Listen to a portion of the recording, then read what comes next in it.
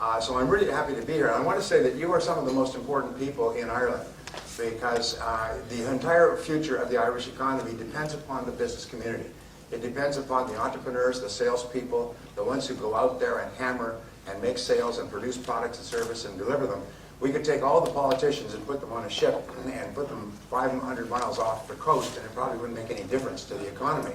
But if you ever stop working, like they talk at Ayn Rand about the strike of the men and women of the mind, the producers who just stop, everything stops. So the future is going to be a little challenging.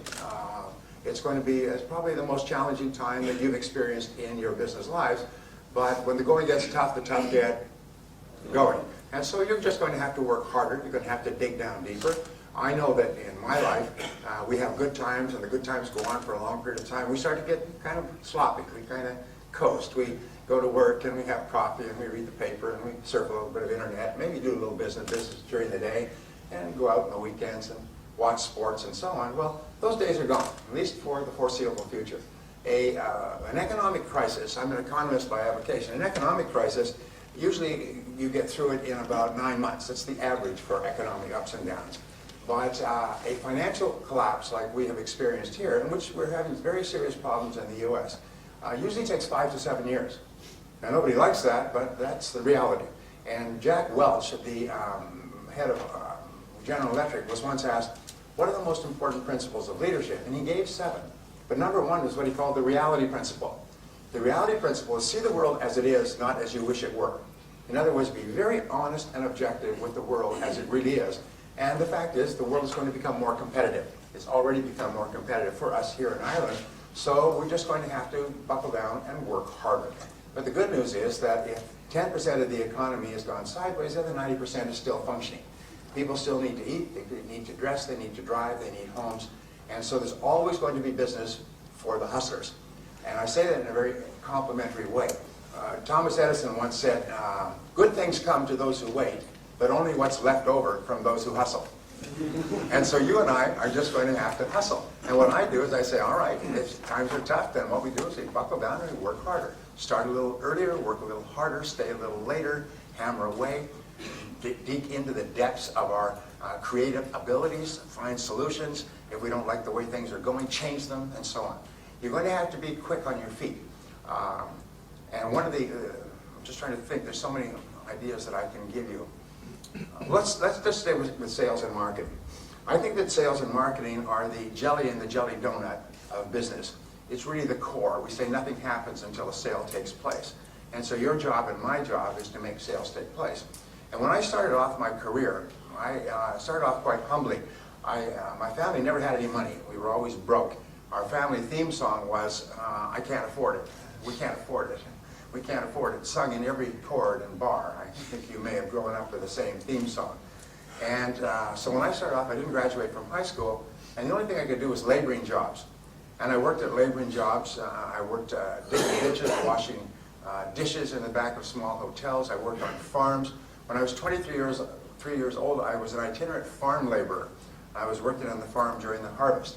I was sleeping in the barn at night, getting up when it was pitch black, eating breakfast with the farmer's family, and then getting out into the fields by first light so we could get the crops in before the first frost. I was uneducated, I was unskilled, and at the end of the harvest, I was once more unemployed. And so when I could no longer find a laboring job, like you, I got into sales. Don't give me that, oh no, this is my career path. Sales is the ultimate default profession in Ireland. If we don't go forward into it, we fall backward into it. Sort of like backing up a car at night. You know, you back up when you hit something, boom, you get out to see what it is. It's a sales job. So you say, well, I'll give that a shot. So we give it a try. 80% of people who get into sales still are giving it a try. They're going through the motions.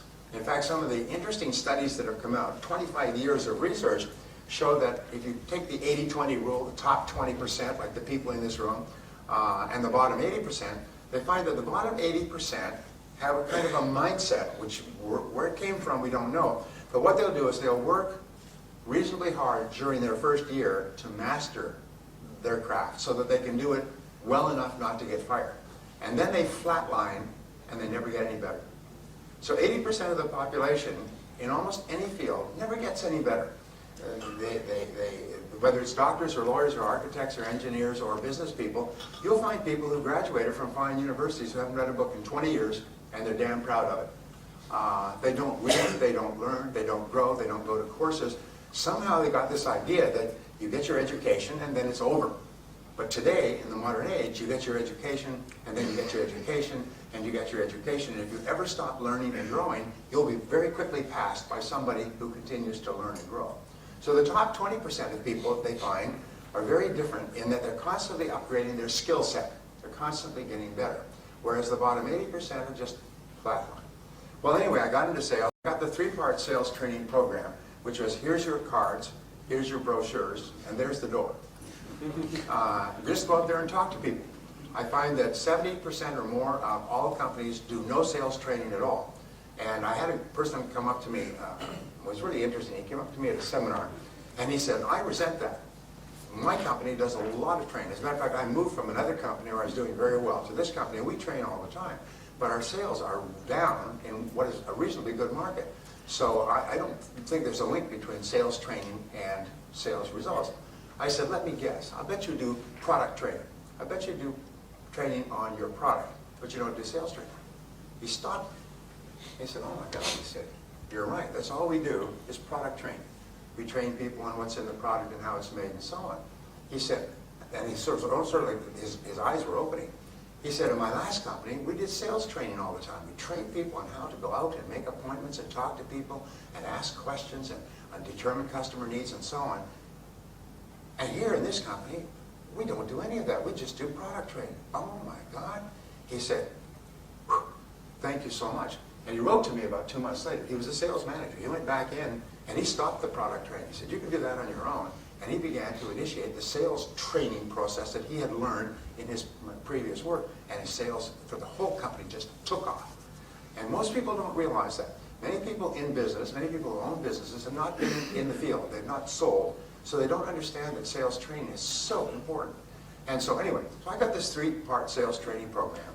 And for about 6 months, I struggled. I was working on straight commission, knocking on doors, knocking on office doors, and selling products from door to door. So I'd knock on doors, and they'd say, well, it sounds like very good, let me think it over. And I'd go to the next door, let me think it over. The next door, let me think it over. Let me think about it, let me think it over. I soon had that whole city thinking about it. I expected at any minute the dam would break, the phones would fall off the hook, and all those people would have finally come to the conclusion to buy my product. It wasn't until later that I learned that the words, let me think about it or let me think it over, mean goodbye forever. You're a lousy salesman. I'll never see you again or talk to you again. I'll never take your phone calls or your emails or your cover little letters. Is we will never meet again. Goodbye, goodbye. Well, I would go, and I wasn't afraid to work, because at least it was clean work. So I'd get up in the morning, and somebody said, you know, sales is not a sales business, it's a rejection business. So the more you get rejected, the more sales you'll make. So go out there every day and get hammered. So I would go out, and I would start, first of all, at 8 o'clock, and then at 7:30. Pretty soon I'd get up at 6 in the morning, and I'd be in the parking lot at 7:30 when people came to work. And I'd say, hello, good morning, I'd walk in with them. And I would work all day. Then I used to run from door to door so I could be rejected more often. And then at night, in the evenings, I would go out and I would knock on doors in apartments and neighborhoods, home doors. And I'd work till 9 or 10 o'clock at night. And I still wasn't making any sales. And I just couldn't understand it. And this went on. Every so often I'd make one sale, which would keep me alive, just barely keep me alive to the next sale. After about 6 months, I noticed there was one guy in our office. His name was Pete. And Pete would roll into the office at about 9:15. Customer prospect would come in. They'd have a nice little talk. Ho, ho, ho. You wouldn't know what they were saying. Customer would pull out a checkbook, write a big check, sign the order. Pete would go out, make a couple of additional calls in the morning, have lunch with another prospect, make a sale, make more sales in the afternoon. Pete was earning 10 times as much as anybody in our company, and he wasn't even working very hard. Here I was just hammering away and barely surviving. And Pete always had a pocket full of money, went to great restaurants. He'd walk into a restaurant and he'd peel off 10, 20 euro bills, like a mafiosa, good fella. People always give him the best tables. When Pete said, anybody want to go for lunch? Oh, you want to get close to Pete? Because Pete could pay. You couldn't pay. Remember those days? Anyway, so I went up to Pete and I did something that changed my life, and I hope it changes yours. I said to Pete, Pete, what are you doing differently, or what are you doing that enables you to make so many sales? What are you doing differently from me? He said, well, show me your sales presentation, I'll critique it for you. I still remember that. I said, what? Your sales presentation? I said, you show me yours and I'll show you mine. Because I didn't have a sales presentation. I was doing the blah, blah selling. You know what the blah, blah sell is? Blah, blah, blah, blah, blah, blah. Recite stuff from your brochure, blah, blah. Say what clever things they told you to say in the office, blah, blah, blah, blah. And you hope that in the midst of this they would say, stop, I'll buy. And it wasn't happening. And that's all I knew to say. It was just to talk fast. You know, we say in Ireland you have the gift of the gab. So I would talk faster, and if the customer started to lose interest, I talk a little faster or louder. They started to look at their watch, I talk a little faster and louder. And pretty soon they say, well, let me think about it. And I'd be back out into the street. And I said, so this is what I'm doing. He said, no, no, that's not how you sell. He said, selling is a logical and orderly process. And it has 7 parts to it. And if you follow the parts in sequence, sales come out the other end. It's almost like a production line. And if you don't, you don't. And the sales don't happen. It's just, it has nothing to do with you as a person. So he showed me, and he took out a piece of paper. He said, let me show you a typical presentation. And he started to show me a presentation. He wrote it down, and I still remember. I can remember the time, place, spot, because it changed my life. What he showed me is that selling is logical, and if you follow the process, you make sales, and if you don't, you don't. And nature is neutral, and nature doesn't care. If you're a complete idiot and you're an immigrant and you arrive here and you don't know anybody, if you follow the process, you make lots of sales, and if you don't, you don't. I learned later that Pete, when he had gotten out of college, and he hadn't done particularly well, he got a job selling for a large company. And the company trained him. And they trained him for about 9 months. About half of the time in the office, in training, and half of the time in the field. And this is what the big companies do. The grown-up companies is what they do is in the office, in the field, like a windshield wiper, alternately. So you learn and you practice. And in IBM, they train you for 18 months. And at 18 months, if they are satisfied, for the first time, you can be alone with a customer.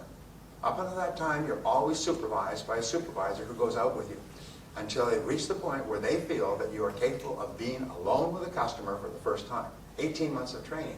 And at IBM, and I worked for them about 30 times as a speaker, IBM then went on to conquer the world because their salespeople were considered the best salespeople in the world. They could go into any market, anywhere, any company, under any situation, and sell tens of billions of dollars worth of product. And once you've been an IBM salesperson, there was a bounty on IBM salespeople. I worked with these personnel consultants or executive recruiters. They would be sent out into the field to see if they can get an IBM person. Hire them. If you can get an IBM person to come and work for us, we'll pay them anything. Couldn't get people away from IBM. IBM paid their people like kings and queens. They lived in beautiful homes because they knew that the whole focus from Thomas Watson Sr., who founded IBM in 1928, the whole focus was on the salespeople. Train them and train them and train them like an elite, crack military team. Whereas the other companies just standing there and say, yeah, here's your cards, here's your brochures. Couldn't understand why IBM was eating their lunch. I learned later, and I worked with probably 1,000 big companies and thousands of small ones. All the big companies train and train and train like crack athletic sports teams. And all the average companies take training differently. They maybe listen to a tape once or have a little pep talk in the office. And so what he told me was this is how to sell. Pete, by the way, could now go, after he'd been trained, he could go into any industry or any company, in any economy or even any country, and he could be earning 10 times as much as another salesperson within 30 days because he was fully trained, almost like a chef or a diesel mechanic or a doctor. He had the training. All you had to do is put it in place. So he told me these things, and I always thought I had died in heaven. And I took notes, took frantic notes, and instead of talking all the time, I asked questions. And instead of blah, blah, blah, I listened carefully to answers, and customers began to respond to me differently. And they began to be open to my offerings, and then they began to buy my products or services, and then my sales started to go up and up and up. They began to hockey stick. Well, what I learned, grab some water here. What I learned was the law of cause and effect. And the law of cause and effect says that for every effect in your life, there are specific causes. If you want to get high sales results, then what you do, that's the effect that you desire, then what you do is you find out who is getting high sales results, and you do the same things they do over and over again. You don't deviate, you don't go off the reservation, as we say, you don't do your own damn thing. What you do is you learn the sales process meticulously until you can do it in your sleep, and then you can be more creative. Then you can add your own personality or temperament. If you go to a culinary school, they will teach you how to make the great dishes, the souffles and the coq au vin and so on.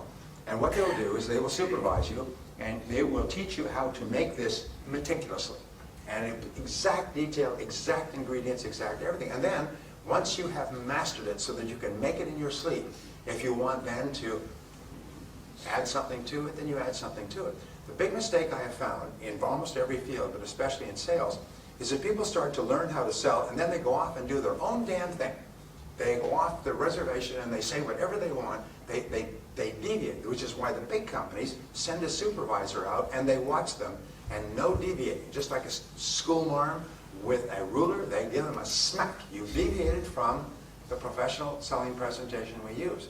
And a professional presentation will increase your sales by 500%. Literally, once you've learned the presentation. It's almost like becoming a fast gun, being able to draw and fire. And you, as a professional, can outsell your competitors. You can sell higher priced products against lower priced competition. You can sell more products against companies that advertise or have been in the business forever. You can walk into a market and you can eat it alive if you know what you're doing. If you don't, what happens is you'll be struggling, you'll be frustrated, you'll be worried about the economy. Well, what I learned over the years, and by the way, the research on this is tens of millions of dollars. One series of companies came together, put together a pool of tens of millions of dollars, and paid for 55,000 sales calls to be carefully videotaped and vetted by professionals. And what they did is they would interview the salesperson before the sales call and say, what do you expect to happen? They would interview the customer. Why are you meeting with this salesperson, and what is your expectation? Then they would videotape the sales calls, and they would look at them, and they would then run them dual screen so that you have the salesperson's face and the customer's face throughout the sales conversation. And they would watch what the salesperson said, they would watch how the customer responded and reacted, and then if it turned into a sale, they would ask the customer afterwards, why did you decide to buy? And if they decided not to buy, why did you decide not to buy? If they decided to buy after 2 or 3 calls, why did they decide to buy after 2 or 3 calls? And what happened was almost like a Polaroid photograph. If you remember the Polaroid photograph, you take the photograph and then the chemicals begin and the picture starts to emerge. A picture started to emerge of how top salespeople sell in 32 different industries. And it was literally a repeatable, duplicable pattern, like a recipe. It was always the same. And so that's what I began to learn, began to study. So in selling, what you find is you have 7 parts. And the 7 parts are like the 7 numbers in a telephone number. First is prospecting. And prospecting means separating prospects from suspects. Now, what is a prospect? A prospect is a person who has 1 of 4 qualities. And by the way, marketing is always starts with these 4 qualities, because marketing, what's the difference between marketing and sales, by the way? Do you know? People say marketing and sales, sales and marketing, and often, even business people really don't know the difference. What's the difference? Yes, sir. Could you speak up, please? Marketing is basically make what sells. Sorry, sales is make what sells. Marketing is sales is sell what you make. Marketing is make what sells. That's very close. Thank you. Actually, marketing is the business of getting people to raise their hand. For instance, I would say, anybody here hungry? Lunchtime, anybody hungry? I'm hungry. So now we know the people who are qualified if you sell food. Okay? Now, selling is converting that person who is hungry to coming to your restaurant rather than somebody else's. So remember, marketing is attracting qualified prospects, and selling is converting them into customers. And it's 2 separate processes. Peter Drucker says that the purpose of marketing is to make selling unnecessary. And a perfect example, which we all like, is this whole thing with Apple. what Apple's done in the last 10 years. They come out with an iPod, and everybody has no idea what an iPod is, and as soon as they understand, you see that Sony last year shut down their entire Walkman division. It used to be $1 billion in sales. They shut it down completely. The iPod put them out of business. And then after 2 or 3 years, they come out with an iPhone. What is it? What is an electronics company doing with an iPhone? I mean, the telephones are developed by telephone companies. They come up with a phone that is now selling $50 million a year. It's unbelievable. Then after 2 or 3 years, they come up with the iPad. Anybody got an iPad? We've got an iPad. What they do with those is people line up around the block. They don't even know what's in it. But in the U.S., I don't know what it's like here, hundreds of people would start sleeping on the sidewalk at midnight, lined up around the block, sleeping on the ground to get the first iPads when the store opened this morning, and pay $500 a piece. And I understand they're much more expensive here. You should get one over there. Go for Irish duties. Anyway, and they got these iPads. They didn't even know what was in it, but the marketing was so good that people were just fighting and clamoring over each other to buy it. The marketing purpose of good marketing is to make selling unnecessary. So what does good marketing do? Good marketing identifies what it is that a prospective customer really wants and really needs and will really pay for, and the marketing says, here it is. If this is what you want, if this is what you need, if this is what will help you achieve your goal or solve your problem, then this is the product for you, which is what brings people to call, to write, to email, to whatever it happens to be. So the first step is prospecting, and a good prospect has 1 of 4 qualities. First of all, they have a problem that is unsolved. Now, you must be absolutely clear. My favorite word in selling, by the way, is clarity. Clarity. Clarity. I think 90–95% of your success in life will be clarity about who you are, clarity about what you want, clarity about what steps you need to take to get there. The number 1 reason for failure is people are unclear of what it is they want. And as a result, they go around in circles. So be clear. What is the problem that your product or service solves? You've heard over and over again that people don't buy products, they buy solutions to their problems. The second part of prospecting is what is the need that your product satisfies. People buy products that satisfy their needs and wants. And what is it? And the ability to identify that clearly and then to make it clear to your prospect that if this is your situation, this is a solution. For example, a simple ad would be, headache? You've got a headache? Take Excedrin. It's an over-the-counter remedy. Excellent remedy for headaches. If you don't have a headache, then this is, of course, of no interest to you. So you're looking for people who have an existing want or an existing need for what you have. The process of selling, by the way, is not to sell, to find somebody who may or may not have your product or service and convince them that they need it. Your job is to find people who already need it and want it, but have not decided who to buy it from. And so that's what marketing is. The third part, do they have a goal that is unachieved? What is the goal that your product or service solves? And finally, the fourth part is, do they have a pain that you can take away, that your product or service takes away? Now here's an interesting discovery, is that nobody cares about your company. I hate to be the bearer of bad tidings coming from over the great oceans, but nobody cares about your company, and nobody cares about your product or service, and nobody cares about your background and experience, and nobody cares about you. Nobody cares, nobody cares, nobody cares but you. They don't care what your product is, they only care what your product does. And this is very important to understand. Whatever business you're in, you are in only one business. You're in the business of improving the lives and work of your prospective customers. You're in the business of improvement. From time immemorial, going back 6,000 years to the ancient Sumerian markets, customers buy only one thing. They buy what the product does to improve their lives or work. They buy improvement. So whenever you talk about your product or service, you talk about it in terms of how it improves the life or work of others. Now here's a test for you, and it's a great test. Imagine that you get onto an airplane and through good luck you upgraded to business class and you're sitting next to a business person who may be a prospect for you, all right? And the person turns to you and says, what do you do? And you answer them in terms of what your product does to change the life or work of a customer. But you do not mention your product or your service or your company. If you can describe your product without mentioning your product, service, or company, then you know what you're doing. If you have to say, well, I work for ABC company and we sell this, that means that you have no idea what you're doing. You should probably go back to, working for wages somewhere. McDonald's will be hiring. Questions. But you can have 3, 5, 7. Always an odd number is better than an even number.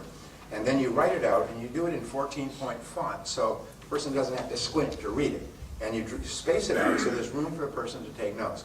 So here's your letterhead, and on the top you write these words, agenda for meeting with. And you write the client's name and make sure that it's spelled correctly, time, date, place, all right?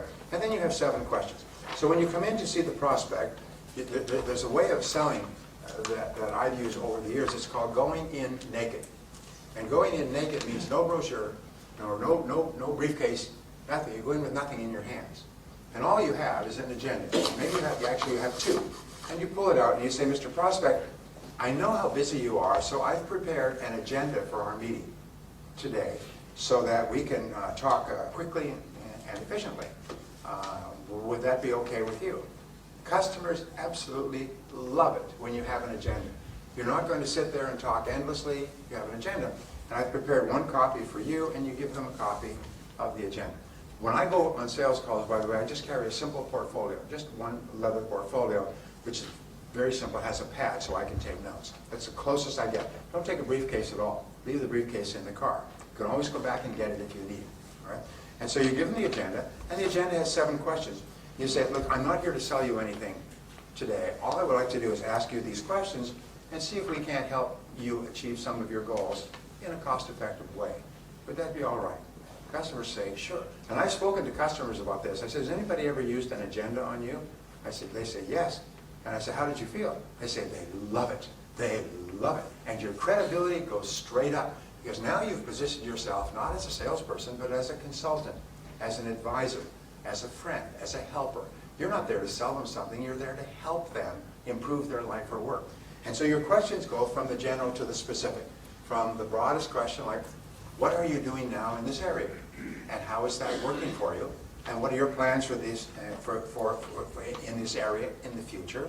And what sort of budget do you have? And what sort of things are you looking at, or other companies, and so on? And what kind of timelines do you have? So you go from general to specific. And at the end of asking 5 or 7 questions, and 7 is my favorite, the person can take notes. They can take notes because you've left lots of room, and very often it's clear that the customer, yes, does need, and can use, and can afford your product or service. And you haven't tried to sell at all. We call this selling without selling. All you've done is ask good questions. Customers also love it when you have a track to run on, when it's clear that you're going somewhere with your questioning, and they've got it written down. And then they can take it away, and they can talk to someone else and say, Connor was in here this morning, and he was talking about this, and he's got some very, very good questions here that we need to think about. And they can show it to other people. They can actually sell internally. You know that 95% of the sale takes place when you're not there today. This is another thing they've found. Is people don't buy there. They say, well, let me consider this and go over it with the other decision makers, my wife, my husband, my boss, and so on, and let us talk again. And so sometimes your major goal in your first meeting with the client is just to determine whether or not they're a suspect or a genuine prospect, and then your second goal is to come back.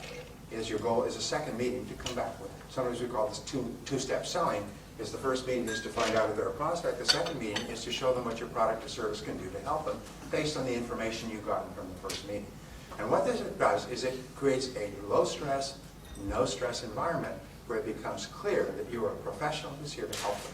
You're not here to sell them anything. They don't have to be defensive. They don't have to be watching what they say because you're not trying to sell them anything. And in reality, you are selling because you're building your credibility to a very high level. Now, the other thing that we know is that asking questions is the key to building trust, and talking is not.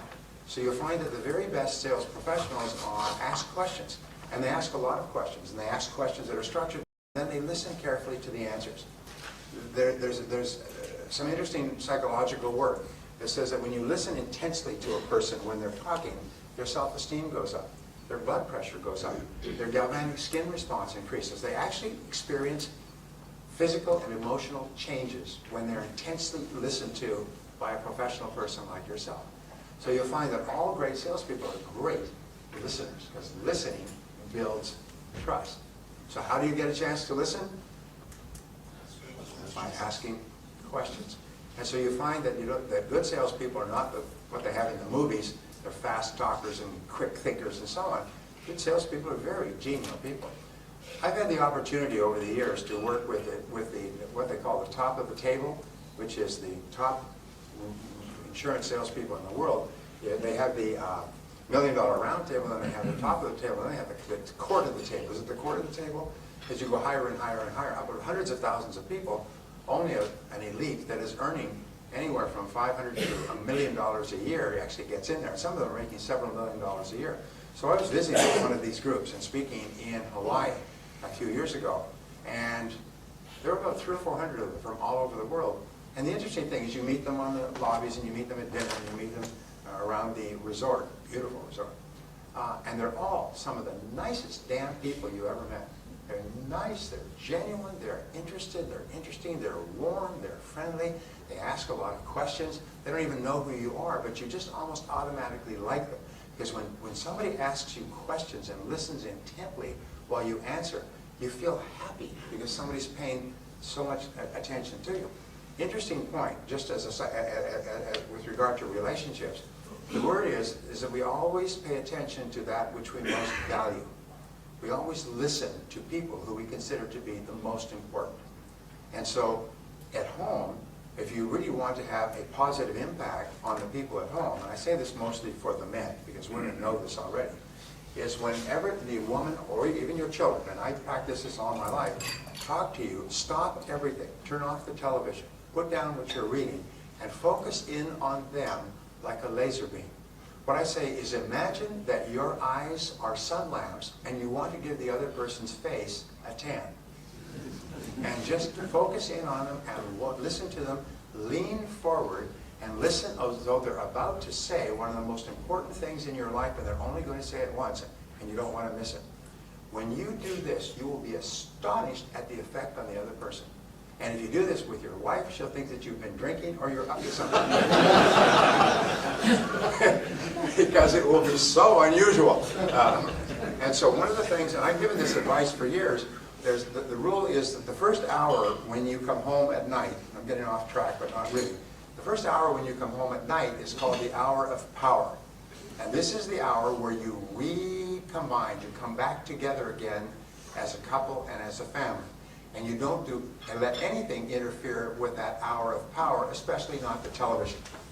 What do most men do is they come in, they say, where's the control? And they turn on the television and they go through the mail and they sit down and they watch television and they read the newspaper simultaneously. No, from now on, and I've had men come back to me and say, you cannot. It was astonishing. My wife took a week to get over it. He would come home and instead of talking, and men believe that their day has been the most fascinating period of time since Jesus walked the earth. You know? And so they come home and they love to talk and talk about every detail of their day. And women are wonderful. They listen and they nod and they do their grocery lists and think about other things and appear to be paying attention to you. But if you ask a woman when you come home, she'll say, well, how was your day? And if you're not careful, you will launch into it for an hour. I was reading something from a comedian in Hollywood. She said, I love going to my shrink, she said, my psychiatrist. I could sit there and talk for an hour uninterrupted, just like a man on a first date. But it's also just like a man when he comes home from work. He can talk for an hour uninterrupted, unless he wants to go and watch television. Television will interrupt. So the next time you go home, try this, is when she says, how was your day? You say, pretty good. How was your day? And you ask her about her day. Now, she'll be so shocked. She'll say, well, it was fine. What did you do? She'll try to turn it around on you. You say, no, tell me what you did. What did you do starting this morning? What was the first thing you did when you went to work? And then you just keep asking her questions about her day. First of all, you'll find that her day was as interesting or more interesting than yours. Second of all, she'll be astonished. Third of all, women's greatest need is for attention, respect, and affection from the man in their life. And when you give her undivided attention and affection and respect, it will have such an enormously warming effect on her, it'll make her very, very happy. And when you do that to your children, it'll cause your children to feel wonderful about themselves and about you as a parent. These are just a couple of little things to throw out there. Ladies, how am I doing? Right on. All right. I've been well trained. So it's the same thing in working with customers. You know, there's this wonderful little line, is be kind. Everybody you meet is walking a rough road or is facing a difficult path. Everybody you meet's got problems and difficulties. There's nothing that makes a prospective customer feel happier than for you to be pleasant and positive and ask them questions and lean forward and listen to their answers. Listen to them and make them feel valuable and important. And what happens is the more valuable and important you can make that person feel, the faster all their defensiveness just drops, like shields, they just drop. And they start to like you and be open to you, and they're almost ready to buy your product or service long before you even mention what it is. Sometimes if you're really good at this, the customer at a certain point will say, by the way, what do you sell? Because I'd like to buy some. And you find that selling this way is so much easier. There's no stress on your part, there's no stress on the customer's part. So that's phase two. First of all, separate prospects from suspects. You don't want to build an intimate relationship with someone who can never buy. Second of all, build rapport and trust. And Shakespeare said, make haste slowly. In other words, this part is where the whole sale is determined by whether or not the person likes and trusts you. So go slowly. It's sort of like, imagine you're single and you go to a party or a social gathering and there's a pretty woman there. And you say, hi, you're a pretty woman. Well, there may be a time for that, but this is too soon. Now, what is the equivalent in sales? We call this sales malpractice. The equivalent in sales is where you walk in and say, hi, Connor, I'm Brian Tracy. Let me talk about my product or service, which is the same as doing the pounce. I know women know what the pounce is. It's pouncing on the customer before you've even established a rapport, even before they know anything about you. You do the pounce. Imagine going to a doctor right here in Dublin. You go to a doctor, any doctor who is a qualified doctor will follow a three-step process. And the three-step process is always the same, because if you go to a doctor in Hong Kong or San Diego or Tokyo, it's always the same. First of all, first thing they will do is what? Go to the doctor, you've got an ache or a pain such that you've gone to a doctor. What's the first thing the doctor will do? Listen to you. They'll do an examination. Before you get in to see the doctor, they'll take your blood pressure, they'll take your pulse, they'll take your temperature and so on. And then you go in and the doctor will do an examination. A stethoscope, front, back, cough, bend over, and a whole bunch of other things. All right? Sometimes they'll do urine tests and blood tests and all kinds of things. But the first thing they do is an examination. A doctor would never think of doing or saying anything to you about your situation until they've examined to find out what it is. The second thing that the doctor will do is he'll take all that information, either at this meeting or later, and they'll bring it together, test, lab results, and they will create a diagnosis. And they will say to you, based on what we've discovered, based on what you've said, based about your aches and pains, this is what we think, this is what I think is the situation. And there's 2 or 3 ways that we can deal with this, maybe with pills, with surgery, with treatment, with waiting, and so on. And then they will give you a prescription. And the prescription or recommendation for a course of treatment is the third part. So if you can imagine 3 balls. Ball 1, examination. Ball 2 is diagnosis. And then ball 3 is recommendation or prescription. Every doctor in the world does it this way. Now imagine you went to a doctor and you said, doctor, I've really got these pains. I've been having them for 2 or 3 months. You're going to an internist. And the doctor says, good, take these pills. You'll be fine. Well, don't you want to do any tests or any exams or ask me any questions? No, I'm really busy today. Just take these pills. I work with sore stomachs all the time. Take these pills. They'll be fine. Or say the doctor says, you've got a sore stomach? Oh, I probably put some form of gastroenteritis. Get up here on the table. Let's cut. Nurse, bring me a scalpel. Okay, let's get in here. Let's get in there and let's see what we got. Let's open you up. But you'd say, whoa, wait a minute. This person must be crazy. They're not going to do any tests. They're just going to start doing surgery on the first visit. What would we call this? What we call this when a doctor does not follow proper medical procedures. Practice, we call it malpractice. What do we call it when a salesperson walks right in and starts talking about their product or service? We call it sales malpractice. And it's just like a doctor who practices who engages in malpractice will lose their license. A salesperson who engages in sales malpractice will lose their income, or basically will struggle. As we say, salespeople who engage in sales malpractice have skinny kids. So your job and my job is to take the time to do the examination by asking good questions. And it leads us to stage 3. What have we got for time? Okay, all right. Stage 3, I have to hurry through these stages. Stage 3 is identifying needs accurately. This is where you actually ask really good questions about the customer's situation and wants and needs, and you test your answers and back and forth until the customer is clear that yes, yes, I do have a genuine want or need for what you're selling. And it is in the asking questions that you actually build the trust and set the stage for the actual sale. If you don't ask enough questions and you start to make recommendations, you still have not mentioned your product or service, by the way. Yes, you have separated the prospect or suspect by checking what they need. You have built rapport and trust and credibility. You're now asking questions and focusing in on the customer. The customer must feel that you are like a consultant, an advisor, a helper. You're not trying to sell, you're trying to help. Just like when you go to a doctor and the doctor does tests and asks you questions, they're not trying to sell their services, they're trying to help you. And once you get this feeling, this person's not trying to sell me something, they're trying to help me improve my life and work, it changes completely. At the end of this questioning process, the customer should be crystal clear, yes, I really do need what you're selling. Sometimes when people say, I'm not interested, it's because they're not clear that they actually need what you're selling. And your job is to say, oh, I didn't think you'd be interested. This is one of the answers we used to use. Say, I'm not interested. I didn't think you'd be interested, that's why I'm calling. Most of our very best clients were not interested when we first spoke to them, and now they've become our best customers and they recommend us to their friends. The fourth stage in selling is the presentation. And the presentation is a logical and orderly sequence where you show the customer how the wants and needs that you have mutually identified can be satisfied with your product or service. Your product or service does not have to be the best or the cheapest. It just has to be the right product for this customer at this time. And you show them that based on what you've said, I think our product or service can help you achieve your goals in a cost-effective way. Let me show you how. And then you simply demonstrate how your product or service is the perfect choice. The very best way to sell a product or service is what is called anecdotal selling. And I teach this extensively, but anecdotal selling is where you tell success stories about other people who've used your product or service and how happy they are. You find that a customer will forget everything you tell about your product or service probably by the next day, or about 80 or 90%. They'll remember the story for years.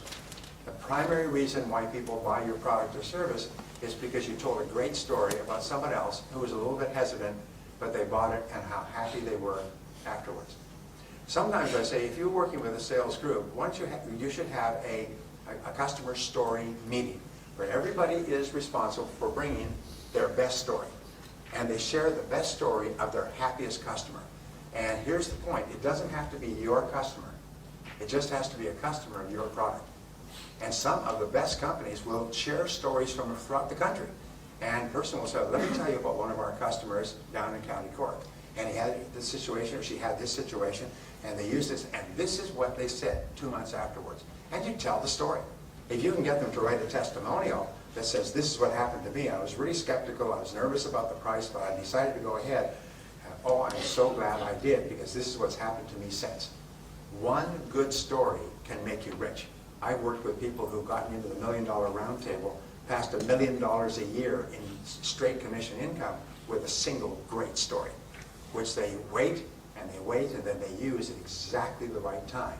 And the story just demolishes all sales resistance. So think about saying, when you're making a presentation, think about stories. And share stories. If you have good stories, share them with others. So if there's 5 or 6 of you, each of you has 5 or 6 great stories that you can use. There's nothing more powerful than stories in a sales presentation, because that is how people think. People decide based on the right brain. All decision making is made in the right brain, and the right brain is activated with stories and pictures. And when you tell a story, what happens is people start to see themselves as the primary actor in the story. Here's an interesting discovery. I keep making discoveries in this field. It is that a person cannot buy your product or service until they can mentally see themselves using it. If you are thinking of buying a new car and you go to a car lot, what's the very first thing that they do? They get you into the car and drive in. Why? It's because they know that it's not possible for you to drive a car by standing there looking at it. They want to get you in it and feeling it and shifting the gears and smelling it and adjusting it. And they always take you on a particular route around these corners and everything else so that you get the feeling of the wheels. You know what I'm talking about?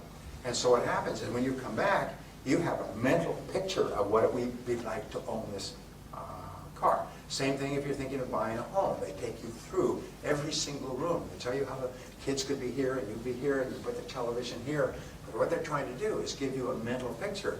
So when you go home, you have a picture of what it would look like. If you go to buy clothes, you'll find you buy clothes. What do they have all over the showing room? Mirrors, so that you can see what you would look like if you bought the clothes. So it's the same thing when you are selling a product or service.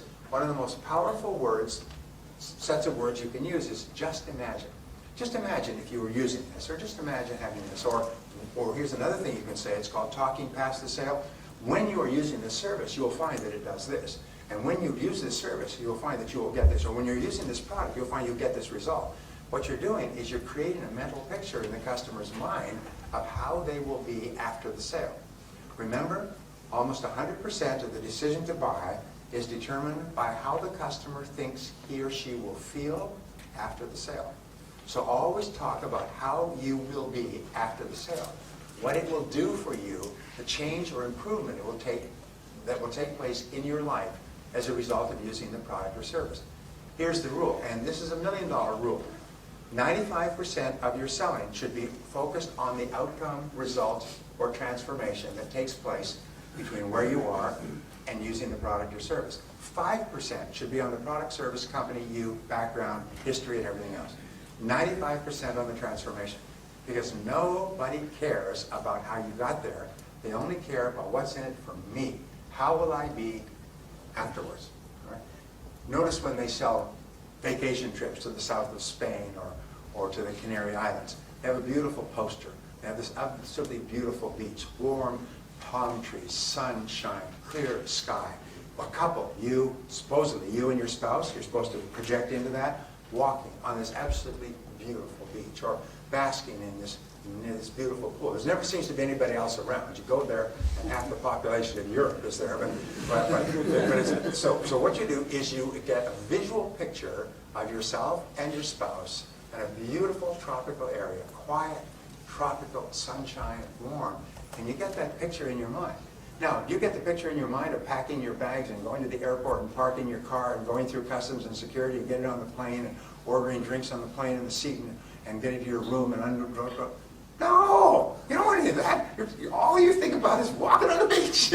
All those things are the particulars. And you went to, what does travel companies sell? They talk about the trip to the airport and the flights, and they talk about picking you up at the airport and the hotel, and they greet you at the hotel. Nobody cares about that stuff. What we care about is getting onto that damn beach where there's 50 million other people, it turns out.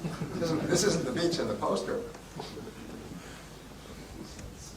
The fifth part of selling is answering objections. And there are no sales without objections.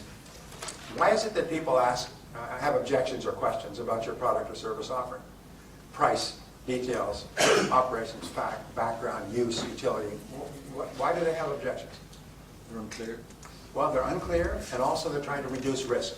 Remember, the number one reason that people don't buy from you is perceived risk. Not real risk, because we know that what you sell is a fine product or service, and you stand behind it. We know that. The customer doesn't know that, and the customer has been burnt so many times. So the customer asks questions, what about this and what about that, to reduce risk in their own mind. To ask questions that someone else might ask, why did you buy that? Well, what about this? And you say, well, I asked them about that, and it's okay because they have guarantees, warranties, service, follow-up, backup, and so on. So reducing the perception of risk is really important, and so people ask questions. Can I get it cheaper somewhere else? Most salespeople have what is called price neurosis, about 2/3 of salespeople. That means they think that price is everything, even especially here in Ireland, where we are a little bit sensitive to price. But they think that price is everything when if you do customer surveys after the purchase, where the customer said, what about the price, can I get it cheaper, can I get it cheaper, can I get it lower, I can't afford it. Customers get the feeling that price is a major issue. If you go back 30 days after the purchase and say, Mr. Prospect, why did you buy? this product or service from this company. They say, oh, because I like the color, and I like the size, I like the shape, I like the way it worked, and they had these features and benefits, it could do this, it could do that, and all these things, and it fitted in well with, they say, whoa, what about price? No, price is important. I just don't want to overpay, but price is not a reason for buying. I sometimes ask this question. I can prove that price is never the reason for buying anything. Want me to prove it to you? Say yes. Yes. Okay. It's a magic trick, okay?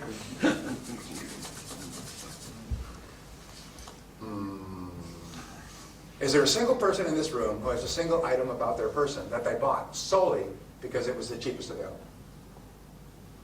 I rest my case. Not a single person here has anything that they bought solely because it was cheap.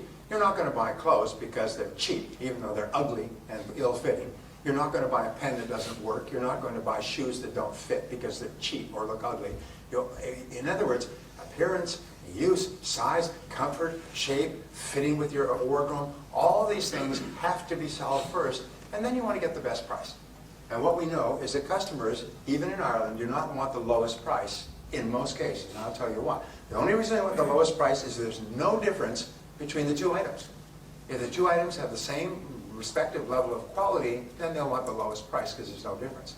But if there's a whole series of other features, they don't want the lowest price because the lowest price is always associated with what? Inferiority, poor quality, breakdowns, disappointments, anger, frustration. I wish I never bought it at all.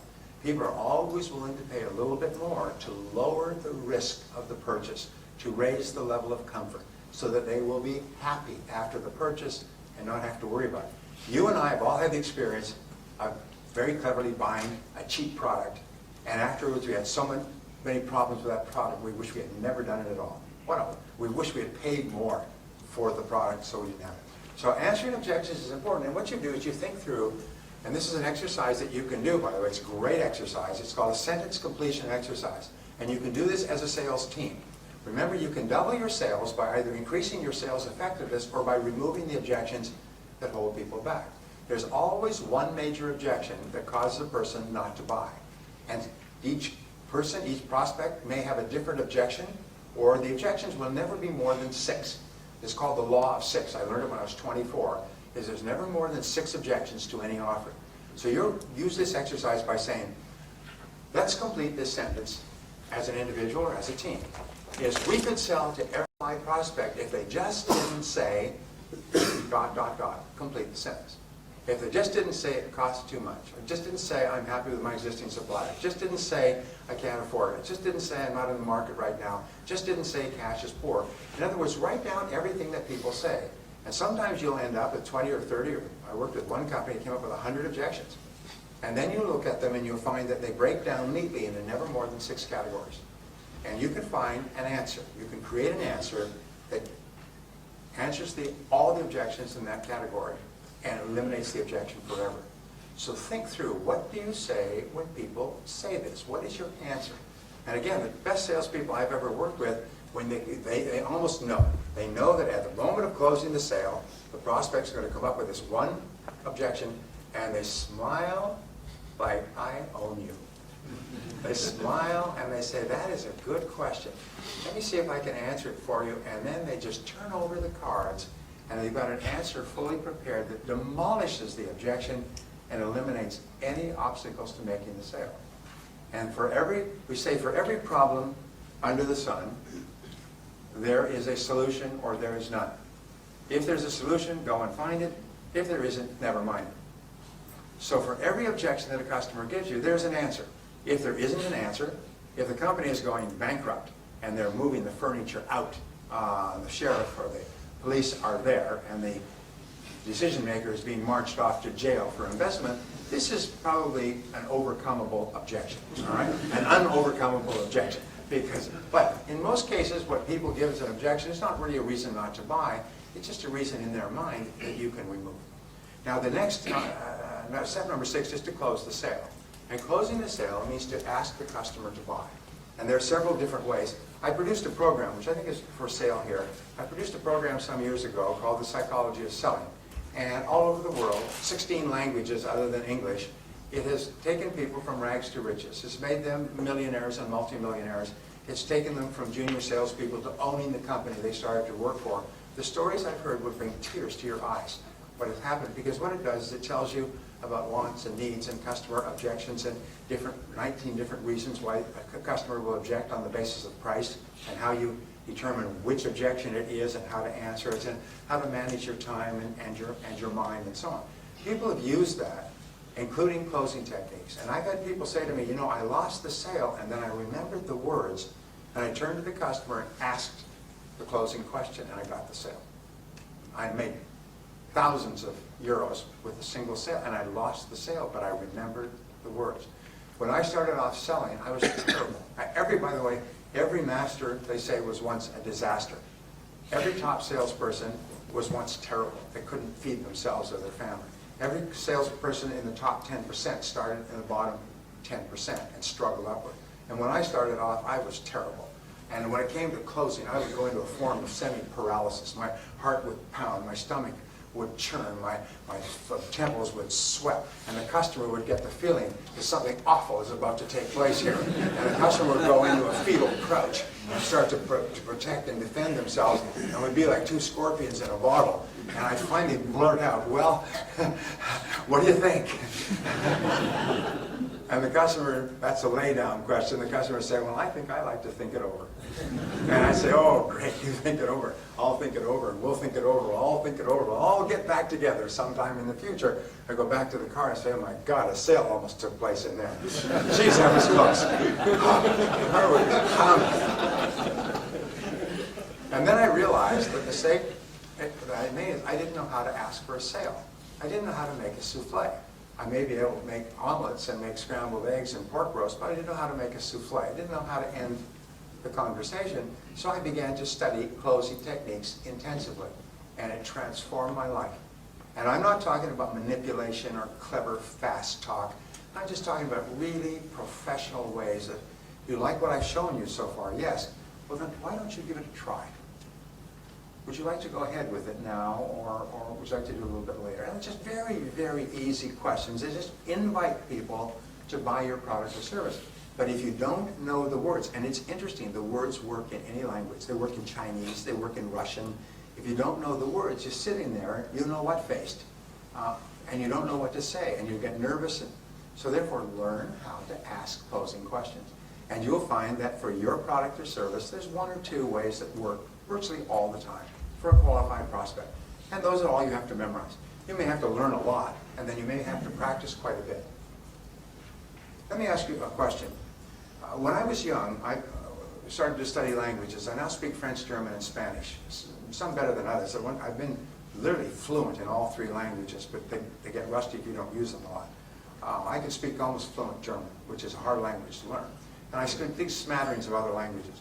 The reason I learned languages, when I started off, I didn't know anything but English, is I read something and it said that the reason that non-Europeans don't learn foreign languages is because they feel so nervous when they actually start. They see themselves as making a fool of themselves. They see themselves as trying to speak and people not understanding them, so they shrink back.